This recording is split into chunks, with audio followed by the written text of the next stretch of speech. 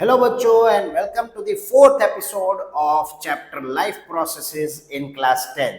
आज का हमारा टॉपिक है टाइप्स ऑफ रेस्पिरेशन। पिछले वीडियोस में हमने देखा था कि हमने न्यूट्रिशन को पढ़ा था। न्यूट्रिशन कैसे प्लांट्स में फोटोसिंथेसिस होता है, nutrition in amoeba, nutrition in human beings, and now today we are shifting ourselves to the second life process of the chapter, respiration. Respiration यानी formation of energy from the food. लेकिन पूरा detail में respiration समझने से पहले समझते हैं कि कितने टाइप्स के रेस्पिरेशन हो सकते हैं। There are two types of respiration, एक है एरोबिक, एक है anaerobic. One is aerobic, second is anaerobic. Let's see what is aerobic respiration. Aerobic respiration यानी कि it occurs in presence of oxygen. कहां पे वो होता है? ऑक्सीजन की प्रेजेंस में जो रेस्पिरेशन हो रहा है उसे हम कहते हैं एरोबिक रेस्पिरेशन। उसमें वर्ड इक्वेशन क्या बन सकता है? मान लो, let us have an example of human beings. We have eaten the food, nutrition chapter में, न्यूट्रिशन टॉपिक में हमने देखा।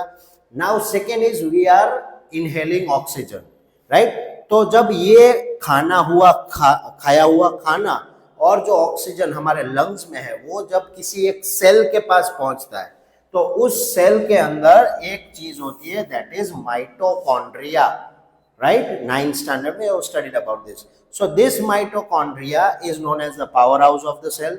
ये power house of the cell क्या करेगा? वहां पे एक प्रोसेस करेगा, ग्लूकोज यानी जो हमने खाना खाया है वो और ऑक्सीजन, इन दोनों को ऐड करेगा और ऐड करने के बाद एक प्रोसेस होगा। उस प्रोसेस में से हमें तीन चीजें मिलेगी। नंबर वन, कार्बन डाइऑक्साइड यानी CO2, सेकेंड इज वाटर यानी H2O, और साथ में रिलीज होगी उसमें से enormous amount of energy, typically in the form of ATP। कितने ATP? That is 38 ATP amount of energy release होगी। More energy is released and there is a complete breakdown of glucose. And कहाँ पे वो हो रहा है? Mitochondria में। Very good. Examples are human, dog and bird. अगर हम दूसरे टाइप ऑफ रेस्पिरेशन की बात करें तो वो है anaerobic respiration. Anaerobic respiration it occurs in absence of oxygen, यानी कि जहां पे ऑक्सीजन नहीं है वहां पे होगा हमारा एनएरोबिक रेस्पिरेशन। ऑक्सीजन नहीं है या तो बहुत कम है, राइट? ये रेस्पिरेशन में ग्लूकोज कन्वर्ट हो जाता है लैक्टिक एसिड और एनर्जी में। किसमें कन्वर्ट हो जाएगा वो? लैक्टिक एसिड और एनर्जी में। ज्यादातर ये कहां पे होगा? मसल सेल्स में। जब हम भागते हैं, जब हम एक्सरसाइज करते हैं तो ये प्रोसेस होती है वहां पे, राइट? वहां पे एनर्जी बहुत कम बनेगी, again in the form of ATP only, लेकिन that will be only 2 ATP, right? So if we compare both the types of respiration and if we see a quick comparison, so aerobic will have more energy, anaerobic will have less energy. Okay? Energy की oxygen की requirement aerobic है, we require oxygen, and aerobic there is no oxygen required.